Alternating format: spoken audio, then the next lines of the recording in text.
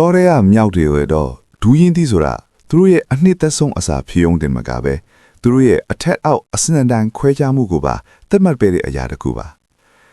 ဇွန်လအနေနဲ့ဇူလိုင်လအတွင်းမှာဒူးရင်သီးတွေဟာအကောင်းဆုံးအနေအထားနဲ့မိလာတတ်ကြပါတယ်လီးပေါင်လောက်လေးလေဒူးရင်သီးတစ်လုံးမြေကြီးပေါ်ကိုပုတ်ခနဲပြုတ်ကြပါပြီဆိုရင်တော့မြောက်အုပ်စုထဲမှာအာနာအရှိဆုံးဖြစ်တဲ့အာဖာမြောက်ကြီးကအရင်ဆုံးရောက်ရှိလာတတ်ကြပါတယ်ဒေါ်ရိုင်းလောကရဲ့တင်းကျပ်လာတဲ့အစင်တန်းခွဲခြားမှုအရာဒီဘရင်ကြီးအဝါစားလို့မပြီးမချင်းတခြားမြောက်တွေကအနာကိုတောင်ကတ်ခွင့်မရှိပါဘူး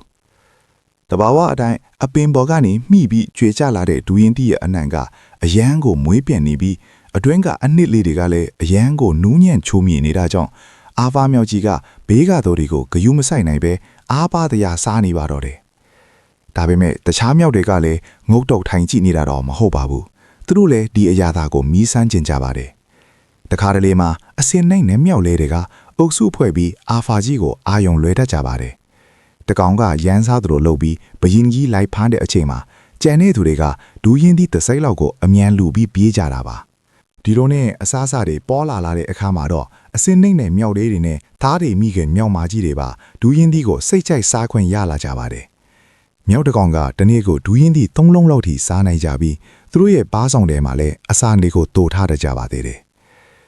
တော်ရိုင်းလောကတွေကဒီဖြစ်ရက်ကိုကြည့်ရင်အင်္ဂါကြီးသူကအခွင့်အရေးကိုအရင်ရယူတတ်တာကသဘာဝနေရာမှာတစ်ခုလိုဖြစ်နေပါတယ်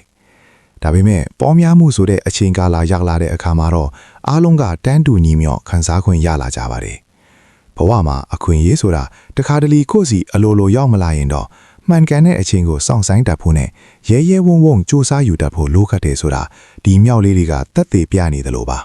ဒီလိုမျိုးတဘာဝတောတောင်ထဲကထူးဆန်းအံ့သွေဖွယ်အကြောင်းအရာတွေကိုဆက်လက်ကြည့်ရှုခြင်းရင်တော့ like နဲ့ follow နဲ့ချဖို့မမေ့ပါနဲ့ဦးခင်ဗျာ